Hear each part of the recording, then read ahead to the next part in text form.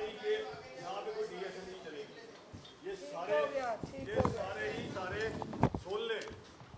आगे नाल बैठ के सुनाने आ। हमारे अगर अच्छा बैठ के करिए ना, मेरे नाल बैठ के। यहाँ पे अगर आपने ये आखिरी प्रेस कॉन्फ्रेंस है, अगर इसके बाद हमारी गवर्नमेंट ने नई बात मानी तो ये कैमरे नहीं होंगे यहाँ। और मैं आज मिनिस्टर साहब आपको बता दूं, आपका पीर का इजलास भी नहीं होगा इंशाअल्लाह ताला जो आप करने जा रही है उधर असेंबली में। मैंने आपका बजट इजलास नहीं चलने देना। झूठी गवर्नमेंट है और सीएम के नाक के नीचे करप्शन हो रही है।